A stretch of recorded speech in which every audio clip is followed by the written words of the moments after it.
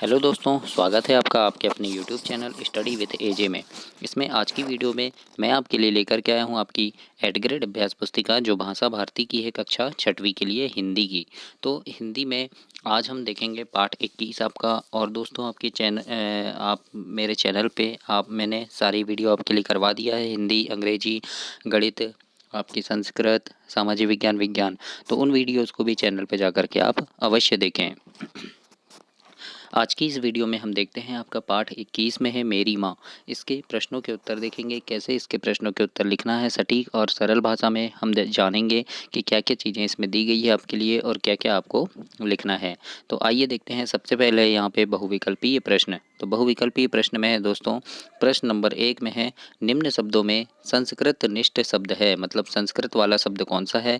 तो बातचीत नहीं है, संवाद भी नहीं है, चर्चा भी नहीं है। वार्तालाप जो है वो संस्कृत निष्ठ शब्द है। मतलब इसमें संस्कृत का लिया गया यह शब्द है। तो वार्तालाप आप यहाँ पर लिख देंगे ऐसे। तो ये आपका प्रश्न नंबर 1 हुआ। इसके बाद प्रश्न नंबर दूसरा है, इसमें पूछा है आपसे, पुत्रों की मृत्यु की खबर सुनकर गुरु गोविंद सिंह जी की पत्नी क्यों प्रसन्न हुई? है ना, यानी गुरु गोविंद सिंह जी की जो पत्नी थी वो पुत्रों की मृत्यु की खबर सुनी और प्रसन्न हो गई। तो क्यों प्रसन्न हुई? तो डी नंबर इसका सही आंसर होगा कि धर्म रक्षार्थ अपने पुत्रों के बलिदान होने पर। है ना, मतलब उनके पुत्र का बलिदान, उनके पुत्र की मृत्यु क्यों हो गई थी? धर्म की रक्षा के लिए हुई थी। है ना, तो डी नंबर इसमें सही आंसर हो जाएगा आपका। तो डी नंबर आप यहाँ पर लिख देंगे, धर्म रक्षार्थ अपने पुत्रों के बलिदान होने पर। तो इस प्रकार से आपको अपनी वर्कबुक में लिखना है दोस्तों। आगे देखते हैं। प्रश्न नंबर तीसरा है, यहाँ पर लिखा है, प्रत्यय जोड़कर नए शब्द बनाइए। तो मैं बता दूं आपको, प्रत्यय कहाँ जुड़ता है? शब्द के आखिरी में जुड़ता है ना। जैसे यहाँ पर लिखा है सजाना धन आवट। तो आवट क्या है? प्रत्यय हो गया। तो ये मिलकर क्या बन गया? सजावट बन गया। है ना, सजाना धन आवट बराबर सजावट। बनाना धन आवट प्रत्यय लगा देंगे तो बनावट बन गया ये। उसी प्रकार से आगे यहाँ पर है, देखो, पानी धन वाला, तो ये पानी वाला बन गया। फिर दया धन लू, तो दयालु बन गया। टकराना धन आहट, तकड़ाहट बन गया। सम्मान धन इत, सम्मानित बन गया। दर्शनीय दर्शन धन ईय, दर्शनीय बन गया। तो ये क्या हुआ? ये प्रत्यय जोड़कर हमने शब्द बनाए हैं दोस्तों। तो इस प्रकार से आप प्रत्यय जोड़कर शब्द और भी बना सकते हैं। और उपसर्ग कहाँ लगता है? उपसर्ग शब्द के पहले लगता है। और दोस्तों चैनल को सब्सक्राइब करना, क्योंकि आपकी वार्षिक परीक्षा के पहले आपके जो सारे विषय हैं, हिंदी, अंग्रेजी, गणित, इन सभी विषय के मैं अभ्यास प्रश्नों की वीडियोस डालता हूं, जो आपके परीक्षा में आने वाले महत्वपूर्ण प्रश्न होते हैं, जो लगभग 80 से 85% सही होते हैं, शुद्ध होते हैं, कि वो प्रश्न बहुत ज़्यादा वेरी वेरी इंपॉर्टेंट होते हैं। तो उन प्रश्नों को देखने के लिए, वो प्रश्न आपको परीक्षा से पहले मिल सकें, इसके लिए चैनल को सब्सक्राइब कर लेना, ताकि जैसे ही वीडियो डालूँ आप तक वीडियो पहुँच सके और आप उसे देख सकें। और मेरी शुभकामनाएँ हैं कि काफ़ी अच्छे नंबरों से आप पास हों और अपनी कक्षा में टॉप करें दोस्तों।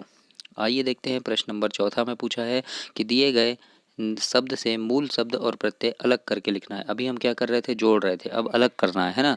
जैसे पुष्पित लिखा है, यहाँ क्या लिखा है? पुष्पित लिखा है, पुष्पित शब्द लिखा है। तो यहाँ पे पुष्प धन इत प्रत्यय लगा है ना। पुष्प और इत ये दोनों मिलके पुष्पित बना, तो इत यहाँ प्रत्यय लगा है। ऐसे ही यहाँ प्रभुत्व है, तो प्रभुत्व धन अव, ये मिलके अव प्रत्यय लगा है, तो ये प्रभुत्व हो गया है। सजावट में सजाना धन आवट, ये हो गया, आवट प्रत्यय लगा है। मुस्कुराना में मुस्कुराना धन आहट प्रत्यय लगा है, तो मुस्कुराहट हो गया। फेरी वाला में फेरी धन वाला प्रत्यय लग गया, तो फेरी वाला हो गया। तो इस प्रकार से यहाँ पर आपको प्रत्यय अलग करना था। तो चौथा प्रश्न में ऐसे आप इसे यहाँ पर लिखेंगे दोस्तों। पांचवा प्रश्न देखते हैं। पांचवें नंबर के प्रश्न में आपसे पूछा है, पाठ में आए दो विदेशी शब्दों को खोजकर लिखिए। तो पाठ में आपके देखना पढ़िएगा पाठ, तो वहाँ पे वकालतनामा शब्द आया है, तो ये विदेशी शब्द है। और खारिज शब्द आया है, तो ये भी विदेशी शब्द है आपका। तो इस प्रकार से आप पाठ में आए जो शब्द हैं उनको खोजकर लिखिएगा।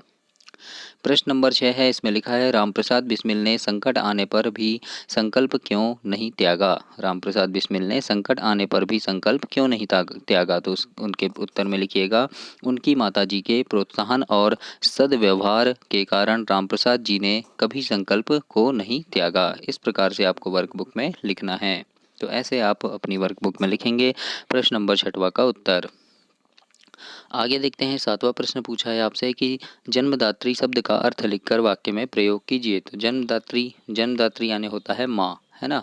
अब इसका वाक्य प्रयोग कर देना कि जन्मदात्री जननी इस जीवन में तो तुम्हारा ऋण उतारने का मौका नहीं मिला। मतलब जन्मदात्री जननी यानी माँ, मुझे इस जीवन में तो तुम्हारा ऋण उतारने का मौका नहीं मिला। इस प्रकार से आप एक वाक्य बना सकते हैं 7वें प्रश्न का।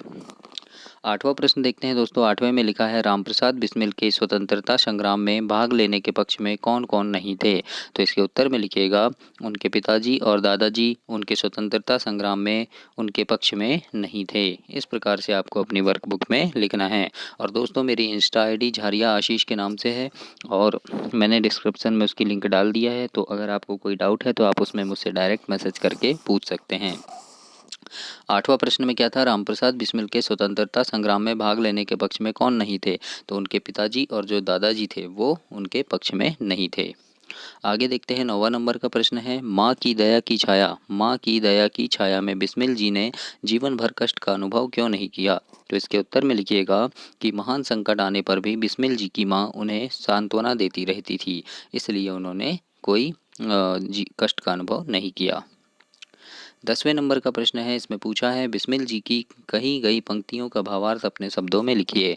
बिस्मिल जी ने ये पंक्ति कही थी कि यदि देश के हित में मरना पड़े मुझको सहस्त्रों बार भी, तो भी ना मैं इस कष्ट को निज ध्यान में लाऊं कभी, है ना। ऐसा उन्होंने कहा था। तो इसका अर्थ क्या होता है कि यदि मुझे देश की खातिर हजारों बार भी मरना पड़े तो मुझे तनिक भी कष्ट नहीं होगा। इस प्रकार से इसका अर्थ है। तो ऐसा किसने कहा था, रामप्रसाद बिस्मिल जी ने कहा था। 10वें नंबर के प्रश्न का उत्तर आप ऐसे लिखेंगे दोस्तों। इसके बाद देखते हैं प्रश्न नंबर 11 है बिस्मिल जी ने वकालतनामे पर हस्ताक्षर क्यों नहीं किए। तो इसके उत्तर में लिखिएगा कि बिस्मिल जी धर्म के विरुद्ध कोई भी कार्य नहीं करना चाहते थे या धर्म के विरुद्ध कोई भी कार्य करना पाप समझते थे, इसीलिए उन्होंने हस्ताक्षर नहीं किए। तो इस प्रकार से आप 11 नंबर के प्रश्न का उत्तर लिखेंगे दोस्तों। आगे देखते हैं प्रश्न नंबर 12 है दीर्घोत्तरी में रामप्रसाद बिस्मिल को अपनी प्रतिज्ञा भंग क्यों करनी पड़ती थी। तो इसके उत्तर में लिखिएगा रामप्रसाद बिस्मिल जी को अपनी प्रतिज्ञा भंग अपनी मां के आदेश की पूर्ति के लिए करनी पड़ती थी। तो इस प्रकार से आप अपनी वर्कबुक में ऐसे लिखिएगा दोस्तों। आगे देखते हैं प्रश्न नंबर 13 है जिसमें लिखा है कि इस जन्म में तो यदि अनेक जन्मों के भी सारे जीवन प्रयत्न करूं तो भी तुमसे ऋण नहीं हो सकता। यह कथन रामप्रसाद बिस्मिल जी ने क्यों कहा, अपने शब्दों में लिखिए। तो इसके उत्तर में लिखिएगा क्योंकि बिस्मिल जी का मानना था कि यदि वे कितने भी जन्म लेकर अपनी माँ का कर्ज उतारना चाहें तो भी वह इस ऋण को उतार नहीं सकते, क्योंकि उनकी माँ का जीवन अधिक महत्व था। उनकी माँ का उनके जीवन में अधिक महत्व था। इस प्रकार से आप प्रश्न नंबर 13 का उत्तर लिखेंगे। तो ये आपका पाठ समाप्त हुआ मेरी माँ पाठ 21। इसके आगे की वीडियो में हम पाठ 22 देखेंगे और पाठ 22 के साथ ही आपकी बुक समाप्त हो जाएगी हिंदी की, है ना। तो मैं आपको हिंदी के पूरे करवा दूंगा और आपके सारे विषय के चैनल पे डाल दिया है, तो उन सभी को आप चैनल पे जा कर के अवश्य देखें दोस्तों। चैनल को सब्सक्राइब करना, वीडियो को लाइक करना और अपने दोस्तों तक भी इसे शेयर करना। धन्यवाद।